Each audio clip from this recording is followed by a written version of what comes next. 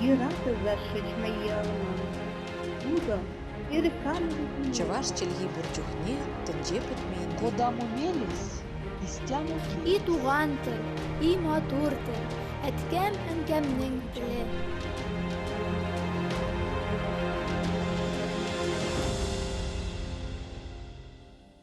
Исәнмесез. Сез Татарстан 24 каналында туган тел тапшыуын карыйсыз. Сезнең белән мин Гөлүсә Сыңгатуллина. Бүгенге тапшыру Мари халкы, аларның милли, дини, мәдәни үзенчәлекләре, территориаль бүленешләре, Татарстан белән бәйләнешләре, тарихи үсешләре, яшәешләре һәм танылган шәхесләре хакында. Марилар Мари Эл Республикасының төп халкын тәшкил итә. Үз атамалары Мари, Мари, иске рус язмаларында Черемис, татар халкында Ширмеш дигән атамаларда очрый. Мари сүзе кеше, ир-ат дигән мәгънәне белдерә. Черемис кавым кешесе, урман кешесе дигәнне аңлата. Мари теле фин-угыр телләре семьялыгының Идел буе фин телләре төркеменә керә. Ул рус теле белән бер рәттән Мари Республикасының дәүләт теле булып санала. Республикаларында башлангыч мәктәпләрдә укыту Мари телендә алып барыла. Бу телдә дәреслекләр, әдәби һәм публицистик әдәбият басыла. Газета һәм журналлар чыга, теле һәм радио тапшырулар алып барыла, спектакльләр куела. Мари теле югары уку йортларында да өйрәнелә. Мари теле әдәбияты һәм тарихы фәнни тикшеренү институты, Мари университеты, Мари педагогия институтлары фәнни тикшеренү үзәкләре булып тора. 2010 елгы халык саны алу буенча Россиядә мариларның гомуми саны 547,605 кеше. Шул исәптән Мари Республикасында 290,863, Башкортстан Республикасында 103,658, Свердлов өлкәсендә 23,801, Удмурт Республикасында 8067, Түбән Новгородта 6415, Пермь краенда 5395, Татарстан Республикасында 18848 кеше. Алар башлыча Татарстанның Әгерҗе, Актаныш, Алабуга, Кукмара, Балтач, Минзәлә, Мензелеск, Мөслим районнарында гомер итәләр. Марилар 4 этнографик төркемгә бүленә. Тау ягы марилары, көньяк-көнбатыш марилары, болын ягы марилары, көнчыгыш марилары. Тау ягы мариларының күпчелеге Иделнең уң як ярында һәм Ветлуга буенда. Төньяк-көнбатыш марилары Киров өлкәсенең көньяк-көнбатышында һәм Түбән Новгород өлкәсенең төньяк-көнчыгышында. Болын ягы марилары Ветлуга, Нократ елгалары аралыгында. Көнчыгыш марилары Нократның көнчыгыш яры территориясендә, Кама һәм Урал алдындагы җирләрдә яшиләр. Алар анда 16-18 йөзләрдә килеп урнашканнар. Татарстан халыкларын күзәтүне дәвам итәбез. Бүген чират Мариларда. Кабат халыклар дуслыгы йортына килдек. Биредә аларның милли автономияләре урнашкан. Марилар автономиясе рәис урынбасары Людмила Ивановна үз эше белән янып көеп йөрүче шәхес булып чыкты. Автономиянең Мари бүлегенә ул яшь чагында ук нәни кызларын җитәкләп Мари телен өйрәтү өчен килгән. Бүген инде кешесенә дә 35 яшь. Хәзер ул үзенең балаларында бирегә йөртә дип сөйләде. Вот я уже будет 30 лет, как уже среди марийцев. Вот. И у нас вся наша деятельность направлена, чтобы свою культуру показать, сохранить свои традиции. Конечно же, язык. Потом, чтобы дети наши как бы следовали своим, ну, нашим таким, узнавали культуру, познавали, брали с нас пример. Вот. И знаете, что здесь воскресная школа у нас есть при многонациональной воскресной школе, и у нас марийское отделение тоже. Марилар автономиясе нәкъ менә яшь буны тәрбияләүгә зур игътибар бирә. Яшьләр өчен әледән-әле төрле бәйгеләр үткәреп тора. Мисал өчен, әле күптән түгел генә шәҗәрә төзү бәйгесе гөрләп узган. Все как-то мы дружно общаемся, и где-то вот буквально вот на днях мы писали диктант на марийском языке, и в каждой школе, где есть, можно собраться, и писали диктанты.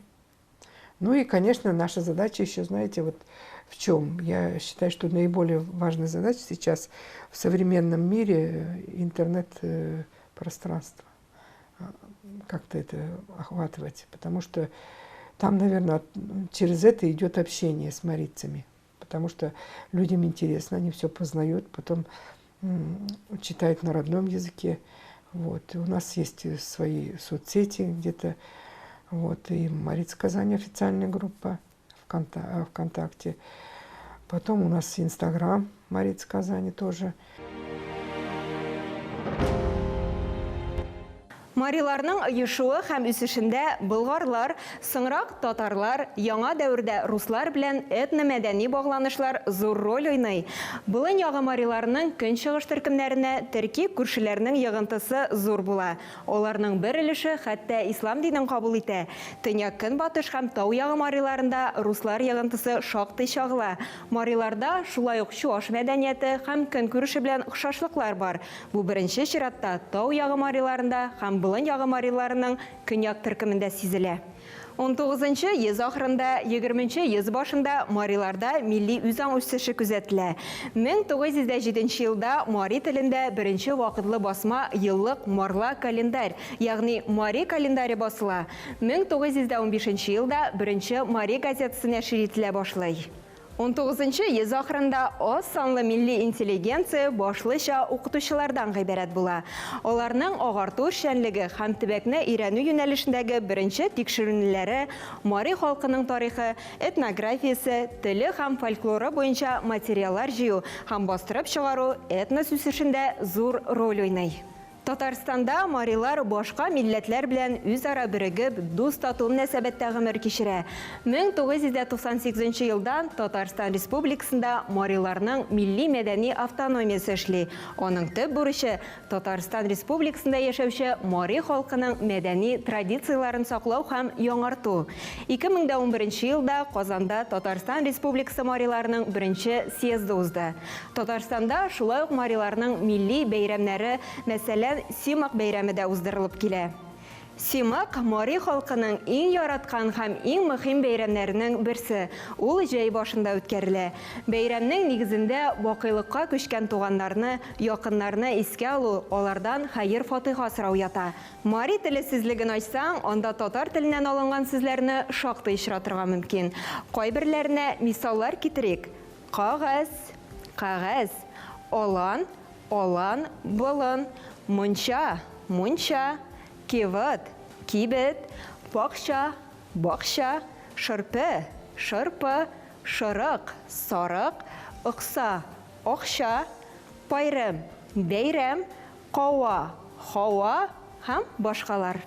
Башка халыкларныкы шикелле үк мариларның да тарихы, милли мирасы гаҗәеп бай. Бу турыда уен коралларының бихисап күп булуы да сөйли сыман. Конечно же, как и у каждого марийца, у нас есть музыкальные инструменты. Это сейчас я вам их продемонстрирую. Этот инструмент называется барабан. У всех народов, наверное, он есть, но у нас он особенный. Его марийское название это тюмор. Также у нас есть маленькие марийские гусли, но в скором времени у нас будут уже и большие гусли, и мы планируем уже создать какой-нибудь инструментальный ансамбль, помимо танцевального и вокального. Кюсле называется этот марийский инструмент, гусли. Также у нас есть уникальный инструмент, он называется щивр. Он сделан из мочевого пузыря быка. Татарның сырнайы мариларда да бар икән. Аларда ул шувер дип атала. Мари курае исә шыялташ була. Самый главный, самый распространенный инструмент – это гармошка. Без гармошки мы никуда. Все народные праздники, все народные гуляния проходят именно под гармошку. И здесь мы хотели бы рассказать о том, что каждый регион и каждый район у нас играет по-своему. Свои есть наигрыши, свои ритмические особенности. И, конечно же, мы каждую, так скажем, марийскую дискотеки, марийские вечерки у нас бывают, мы играем именно на этом прекрасном инструменте. Җырмыңнан тыш мариларның аш-суы да үзе бер сәнгать сыман. Я считаю, что у нас все-таки самое распространенное блюдо это, наверное, подколи. Вот. Подкоголь это можно перевести как пельмени, но у нас подкоголь это делается, они более немножко крупные размером, и вот так вот узорчиком по краям мы делаем. И внутри творог с картошкой. Вот. Картофель чуть поменьше я вот сама кладу. Туда можно зеленый лук добавлять, можно и грибы добавлять. Конечно, сметану можно, масло, тут уже кто как. Но в основном и очень вкусно, поверьте. И очень просто это делается. Әлбәттә, бер подкогылью белән генә Мари кухнясы тамамланмый. Фин-угыр халыкларына хас булганча, алар да элек-электән коймакларны үз иткәннәр. Каман мелна Мари халкы коймагы, аны 3 катлы белен дип аңларга кирәк. Бу ризыкны марилар үзләренең символлары дип атый. На ночь обычно замачивается мука, как правило, ржаная, это раньше была простоквашей, вот. И замачивали тоже так же, слегка даже пропаривали овсяную муку. Не муку, крупу с вечера, сметаной, маслом даже. И второй слой делали, значит, вот из этой муки, овсяной, ржаной. Вот этот слой пропекали. И третий слой уже вот следующий, который с крупой. Вот. Ну и другие блюда, конечно, там уже, естественно, пироги разные, с картофеля, с мясом. Это у нас много. Милли костюмнарга килгәндә, алар мариларның кайсы төбәктә урнашуына карап аерыла. Тик бизәкләре бер төсле. Марилар бер-берсен шулар аша таныган. Наверное, знаете, что объединяющее? Конечно, это орнаменты наши. Вот они так, как были, так остаются. В основном их стараются все придерживаться. Но и есть украшения, которые это тоже общие.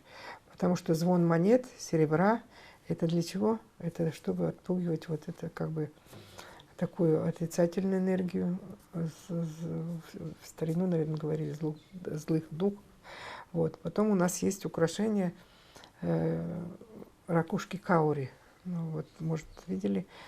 Вот. Это кашкави на марийском языке называется. Это даже, наверное, у всех это представители марийцев. Оно как бы символизирует, отпугивает злые духи. Марилар башлыча православие динен тоталар. Шулай ук христианлык һәм традицион инанулар катнашмасыннан гыйбарәт Мари дине, марлавера тарафдарлары да бар. Алар борынгыдан килгән мәҗүсиләр. Башка милләтләр белән чагыштырганда, марилар мәҗүсилек йолалары иң күп сакланып калган халыкларның берсе. Мәҗүси марилар кырыклап Аллага табына. Иң югары аллалары Ышпуру Кугу Юму, Акзур Алла. Шулай ук табигать кишләре аллалары су, урман, ут алласы, кара кишләр, керемет, вувер. Һәр аллага аерым мөнәсәбәт һәм махсус табыну йолалары бар. Мариларда галәм кеше, аллалар ихтыяры, явыз рухлар, бызым, күз тию, мәрхүмнәр жаны турындагы карашларга нигезләнгән традицион булмаган медицинада үсеш алган. Иң тымчыларга ышану, аларда дәвалану киң таралган. Мариларның традицион кием үзенчәлекләренә игътибар итик. Хатын-кызлар киемнәрендә милли үзенчәлек аеруча да ачык чагыла. 19-20 йөз башында Мари хатын-кыз киемнәренең төп элементлары түбәндәгеләрдән гыйбарәт була. Тувыр, туника сыман өлгеле күлмәк, елаш, ыштан, шывыр, ачык чабулы яисә кисеп бөрмәләнгән кафтан, ынчыл сакыш, алъяпкыч, сылык, бил тастымалы, юштә, пута. Көнчыгыш Мари хатын-кызларында төрки халыклар үрнәгендәге чуар күлмәк таралыш ала. Аны татар һәм башкорт хатын-кызлары гадәтенчә путасыз кияләр. Көндәлек киемнәрне дә тегеп, чигеп бизәклиләр. Ә бәйрәм һәм туй киемнәре аеруча купшы бизәлә. Аларга өстәмә рәвештә күп санлы зәркән бизәлмәләр кушыла. Бил, күкрәк, муен, колак бизәнү әйберләре. Алар сәйләннәрдән, кабырчык, ялтыравык тәңкәләрдән эшләнә.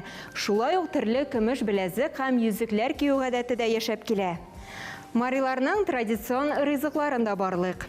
Лашка, чумарлы аш, патка гельо, ит яки иремчек пилмәне, сокта, ит, терлек байна ярма кушып пешереп әзерләнгән казылык, каман милна, катлы белен, өгерче, көлшә, шергенде, төше, сылы икмәге. Элегрәк мариларга гына хас кайбер ризыкларны әзерләгәндә тиен, керпе, тузбаш, зәһәр юлан ите, балык аны, киндер ырлыгы кулланылган. Карчыга, байгыш кебек ки кышлар итеннән айрым ризыклар әзерләнгән. Шул ук вакытта кыр казлары, тырна, аккыш һәм күгәрченнәрне аулау тыелган. Марилар зур булмаган моногамик гаиләләр булып яшиләр.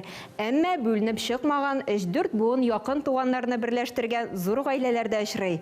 Никах килешүе төзегәндә кәләшнең ата-анасына олно, ягъни калым түлиләр. Алар кызларына пого, мал-мөлкәт һәм кузык, мал туардан торган бирне әзерлиләр. Туйлар, музыка, җыр, биюләр белән уза торган күп этаплы, катлаулы йоладан гыйбарәт. Бәйрәмнәрдә кулланылучы киң таралган уен кораллары барабан, сырнай, сыбызгы, гөслә, агач тырбалар, гармон. Татарстанда туып үскән марилардан тыш күрше төбәк Мариэлдан килеп бирдә төпләнеп калганнары да байтак. Алар арасында тормышта үз урынын тапкан, җәмгыятьтә үз исемен булдырганнары да бар. Я в Казань приехал в 2000 году. Когда я закончил колледж культуры и искусств, получилось так, что в Казани набирали и создавалось новый ансамбль танца. Я закончил хореографическое искусство, и так получилось, что, говорит, нужны танцоры, хореографы. Ну вот пришли, посмотрели, как, говорит, ну все, мы вас ждем осенью, приезжайте. Так и я вот здесь оказался. 2000 года, вот до сих пор я в этом ансамбле. Сергей укытучы да. Ул Казаным дип исемләнгән бию мәктәбендә малайлар һәм кызларга бию дәресләре бирә. Гаиләсендә үз балаларына да халкына кагылышлы милли мирасны тапшырырга тырыша. Некоторые праздники, некоторые обряды, некоторые праздничные такие обряды совпадают с русскими, но название у нас по-нашему. Вот что-то у нас и по-русски делаем, но стараемся где-то какие-то моменты делать по марийским обрядам. Ну, обычно такие праздники, как, вот, например, Пасха у нас, например, Кугечи, весенние праздники. Но мы стараемся детям показывать, что что-то мы делаем по-своему. У меня, например, старший сын марийский язык знает. Ну, говорит, конечно, не очень, но знает, потому что он летом жил в деревне с бабушкой. Средний у меня Рома, он только интересуется, он спрашивает: папа, мама, у вас какой-то язык? Мы начинаем учить, он начинает посмеиваться, конечно, немножко интересно, а это как будет, а это как будет, а это как будет. Но интересно. Ну, дочка еще маленькая, еще посмотрим. Я жене своей сказал: давай, говорю, настоящую марийскую девушку, говорю, сделаем. Ну, чтобы знал марийский язык прямо от А и Д. Ну, как бы хорошо. Ну, ладно, говорит, сначала научи на русский, потом татарский, потом марийский. Ну, короче, научим, постараемся научить. Иҗат кешесе булгач, Сергейдан Марий милләтенең бию үзенчәлегендә сораштырдык. Марийский танец он у нас... Я, наверное, если марийскую музыку услышу, у меня ноги сами танцуют. Марийская музыка отличается вот этим дробью, особенно вот дробью. Вот это у нас барабан, тимур, вот это звуки, частота вот эта быстрая. В основном отличается в дробушках. Ну, у нас дробушки, ну и руки. Ну, конечно, в татарском тоже, конечно, очень красивые танцы. И руки у них, у девочек, красивые. Но марийские девочки тоже красиво танцуют. Но в основном отличаются, я же говорю, дробушки у нас. У нас очень много дроби. Марилар милли йолаларын үтә бұрынғыдан келген милли бәйрәмнәренә тугры калган бик үзенчәлекле халык. Алар җир эшләре, игенчелек, терлекчелек белән көн итәләр. Хезмәт сөючәнлекләре белән аерылып торалар. Шулай ук сәнгатьтә һәм башка өлкәләрдә дә сынатмыйлар. Россия һәм дөнья күләм танылган мариларны атап үтик. Олег Токтаров, Россия һәм Америка спортсмены, актер, кинопродюсер, режиссер, җәмәгать эшлеклесе. Дөньяда аның исемен белмәгән кеше сирәктер. Серик Сапиев, боксер, дөнья чемпионы, шулай ук Олимпия чемпионы, әтисе ягыннан Казах, әнисе Мари милләтеннән. Вячеслав Быков, талантлы Россия хоккеисты һәм тренеры, дөнья чемпионы. Николай Арбан, прозаик, шагыйрь, драматург, музыкант һәм рәссам, СССР язучылар берлеге әгъзасы, Мари халык язучысы, күп кырлы иҗади талант иясе. Шушының белән тапшыруыбыз ахырына якынлашты. Без бүген Мари халкы, аларның милли, дини, мәдәни үзенчәлекләре, территориаль бүленешләре, Татарстан белән бәйләнешләре, тарихи үсешләре, яшәешләре һәм танылган шәхесләре хакында сөйләштек. Бүгенге тапшыруыбыз күңелләрегезгә хуш килгәндер дигән өметтә калабыз. Сезнең белән Гөлүсә Сыңгатуллина булды. Сау булыгыз, киләсе очрашуларга кадәр. И рады зашить мои алманы. Ну-ка, и реками. Чаваш челги бурчухне тенже путмейді. Кодам умелись, истяму И туган тел, и матур тел, әткәм әнкәмнең теле.